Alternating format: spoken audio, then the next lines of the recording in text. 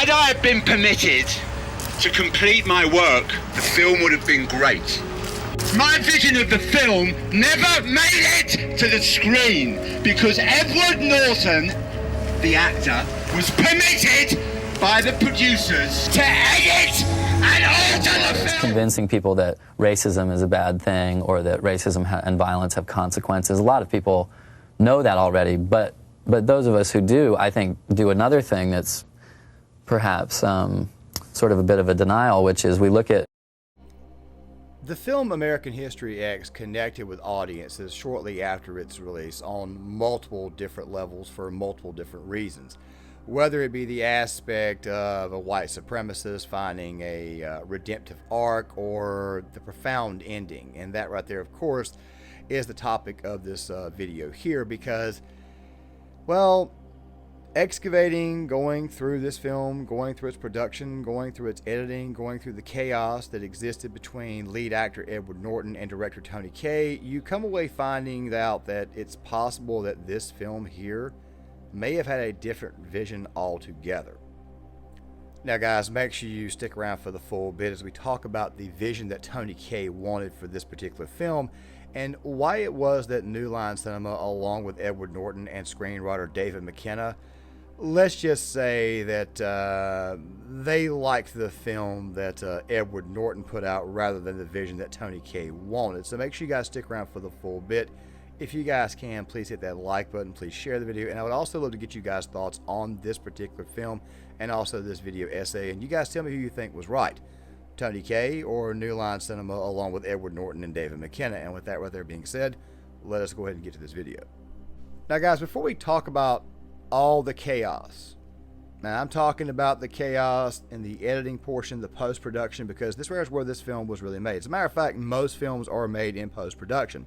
However, this film here had a lot, and I mean a lot of drama, and most of it stems to its actual director, Tony Kaye. Now, some people would argue that Edward Norton was the real culprit here, and there is a case for that. However, the thing is this right here, when you go back and you watch American History X, you got to ask yourself a question. Was the version that you got better than the version that Tony Kaye wanted? And that right there, of course, is what we're going to be primarily discussing over the course of this video. Now, we got to talk about Tony Kaye for a second, and we need to establish who Tony Kaye is. So let's go ahead and do that. Tony Kaye comes off as a man that's a little bit, let's just say, eccentric, okay? And of course, he hasn't really done a whole lot in the director space outside of a documentary piece that he did covering both sides of the abortion debate. I haven't actually watched it. If I can find it, I will put it in the description box. But what I do know most of Tony Kaye is the work that he did in England. He, for the most part, did extremely creative commercials. And by the way, they do look great in my opinion. They are, quite frankly, pretty daggone creative. But there's also other things as well. Things that might be quote-unquote red flags. For example, and I'll be linking this video here from Cinedome in the description box as well as this video right here from Film Cut, where Tony Kaye had such ideas such as he wanted to work on the film Con Air, and he felt that the film would benefit if they had actual real-life convicts on the plane instead of actors. Bruckheimer invited Kaye to a meeting to discuss an upcoming project, Con Air. Although Bruckheimer wasn't in attendance, other producers from his company were. They wanted to give me the movie, and I said, yeah, I said, great. I said, the way to do it is this, is we should go to prisons and we should get real convicts to make the movie. It's the only way. I said, what about actors? I said, no, you don't need actors. I was so naive. I was so naive and idiotic. Idiotic is putting it lightly. Kaye killed his hopes of helming Con Air due to his taste for extremity and the bizarre, which somehow hadn't harmed his career up to this point. That video, by the way, as well as the second video that Cinedome did on this particular film, will be in the description box, as well as the one from Film Cult. Now, here's the thing. Tony is, quite frankly, pretty daggone eccentric, and there's also something else that needs to be said. There are other things that happen in the post-production that might make you think that this guy is not playing with a full deck of cards. For example, there was one period in time where he had demanded the same exact amount of respect and freedom that Stanley Kubrick got when making his films. This right here was Tony Kaye's first film in the United States, and you want to have the same exact, let's just say, trust, respect, freedom, all that type of stuff there as what Stanley Kubrick, the same man who directed Spartacus, Doctor Strangelove, A Clockwork Orange, Full Metal Jacket, The Shining, etc., etc., etc.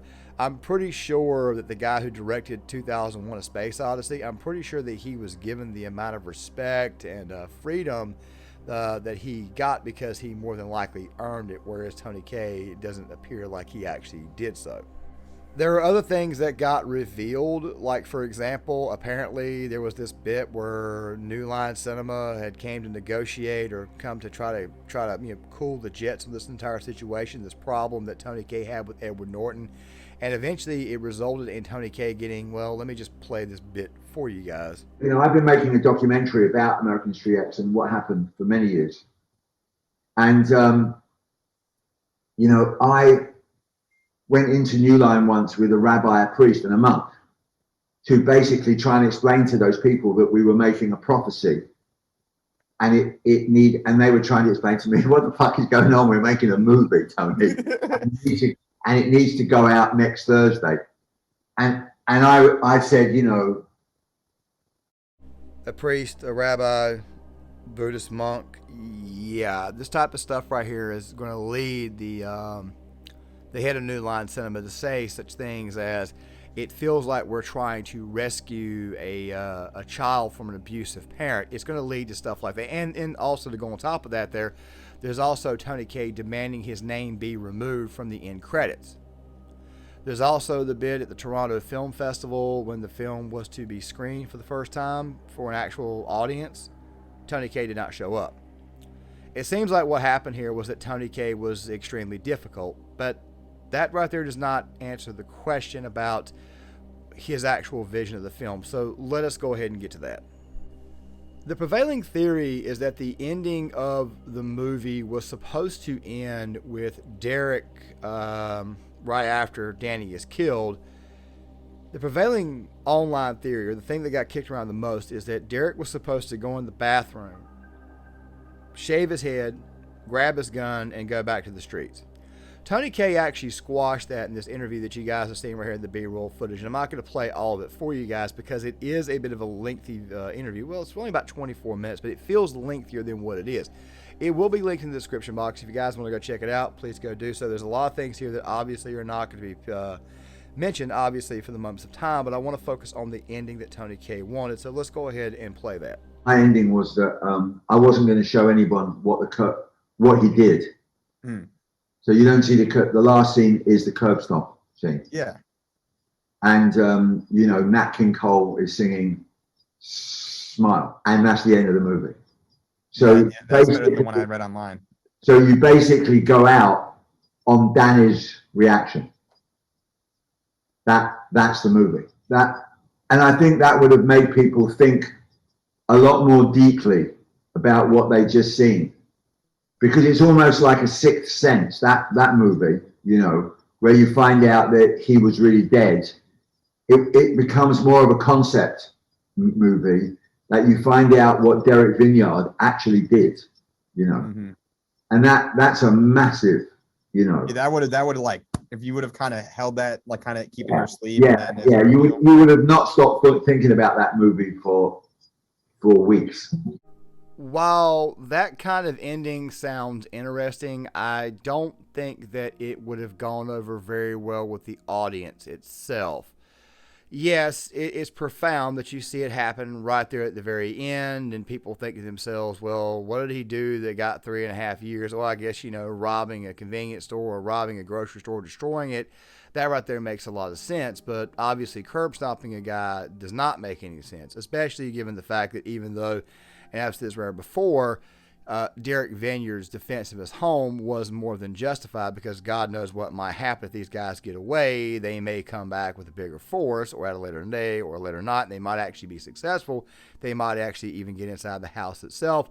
The point is, Derek Vineyard went way too far. We talked about this in the video about Derek Vineyard, and of course we also talked about it a little bit in the video that I did on Danny Vineyard. But This right here was never the vision that David Mikenna, the actual screenwriter of the film, had. It's not the vision that New Line Cinema wanted, and like I said before, while it may sound a little bit interesting to end on a bit of a concept of people thinking to themselves, okay, well, we now saw what he did at the very, very end. I guess he is an irredeemable racist and scumbag. I don't feel that this right here was warranted given the fact that Tony Kaye was a first-time director, and of course this right is also at the exact same time what the studio wants. And of course we do have the Edward Norton factor, which we'll get to here in a second. The point is this right here. It did not match what New Line Cinema wanted. It did not match what the executives at Warner Brothers wanted. I have to keep bringing up Warner Brothers because Warner Brothers owned New Line Cinema at that time, and they still do even to this day, but still.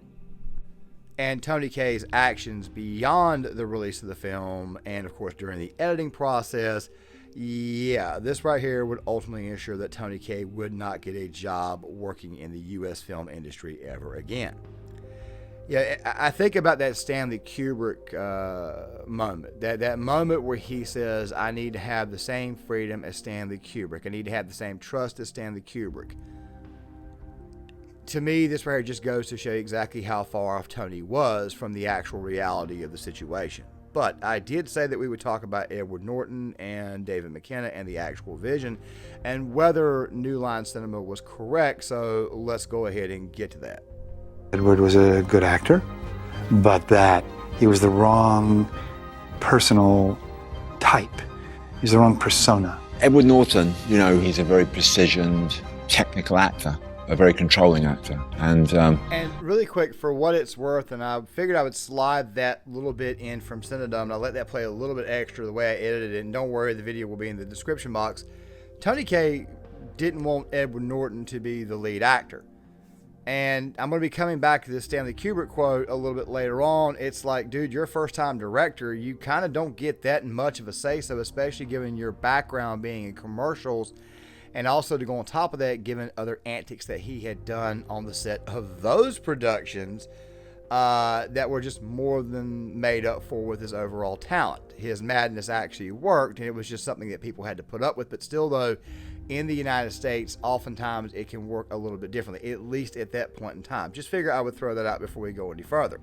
And there's also something else, too. When I talk about Guy Torrey here momentarily, Guy Torrey speaks about how it is that Edward Norton, while definitely more passionate and more aggressive, he was fighting for a different vision of the film. Now, I know somebody's probably going to say that obviously that's not the vision that should have been given. However, the thing is this right here.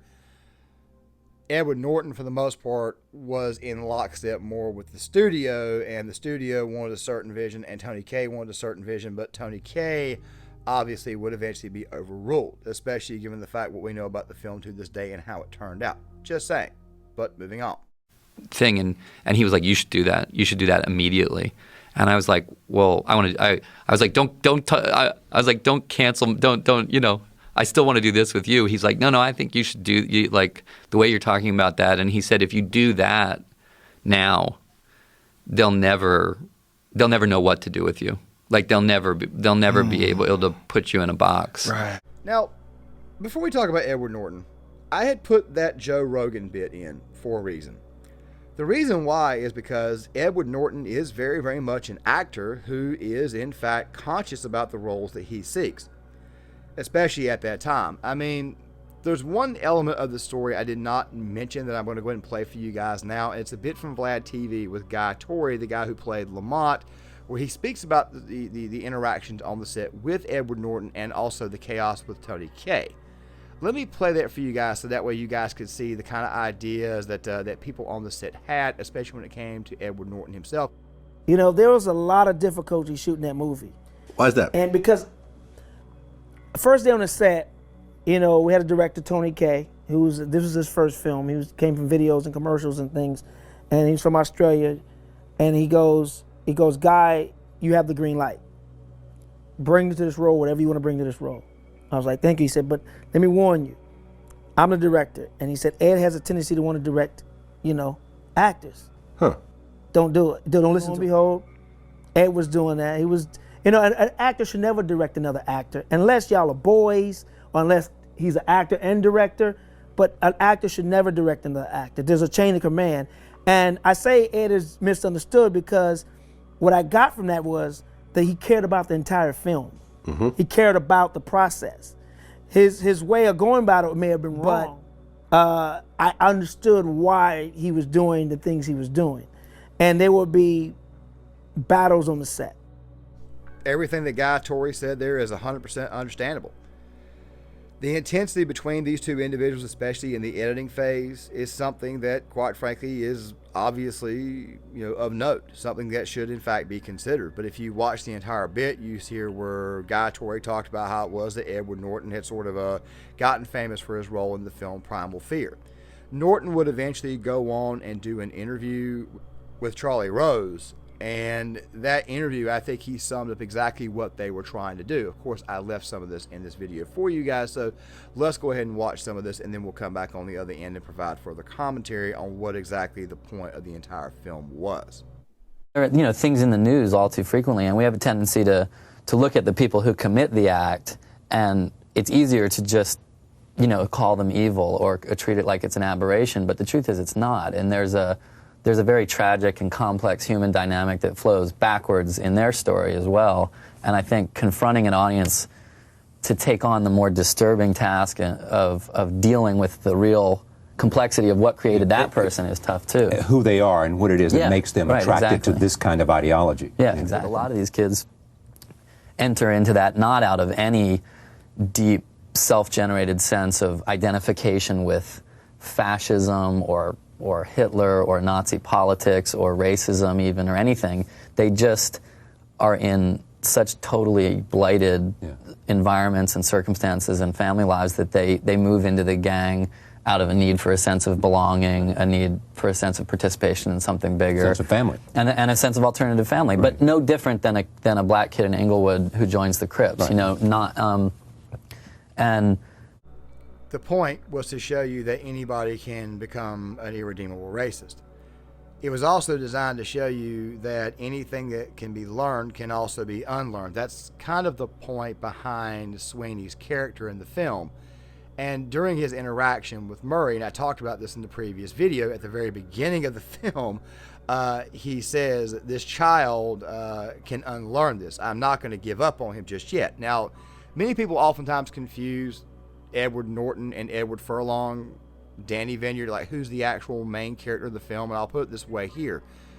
Edward Furlong is the one that the film, for the most part, centers around. He is the one that actually provides the commentary. It's through his eyes, but it's obviously Derek's actions that we're looking at, so therefore you may think to yourself that Derek is the one who is the main character of the film. And also, let's be honest, it is Derek who ultimately tries to steer his brother away from the same lifestyle that Derek adopted that ended up getting him thrown behind bars for 3.5 years. Kids can become anything depending on the environment that they're in, which of course is going to be the main topic of discussion in video number 4. But the point is this right here, and I'm going to close this video out by saying, I think that this was a case where the studio got it right. They got it correct. David Mikenna's script, what David Mikenna wanted to do was he wanted to establish that it's the people around said individual that may create the certain mindsets, or at least assist in creating said mindset that a person may adopt that might lead them to becoming an irredeemable person. Basically, once again, racism is learned. It's not something that's inherent. It's not something that you're born with. And that was the point that David Mikenna wanted in his script, and that was the vision that Edward Norton himself wanted, or at least he wanted to present in his performance. Tony Kaye, very, very creative guy, obviously eccentric, but there's a reason why it is that he's not working in Hollywood, and it's mostly due to the actions that he had in the editing phase. While it's understandable that his vision was glossed over and completely ignored, you got to give New Line Cinema and Warner Brothers credit for knowing what it is that their audiences would want or having an idea of it. By the way, it's possible that Tony Kaye's actions may have led to this film not doing as well at the box office, but still though, this is a film that did very well post-box office. It's for the most part a film that got famous or got better once it was actually released.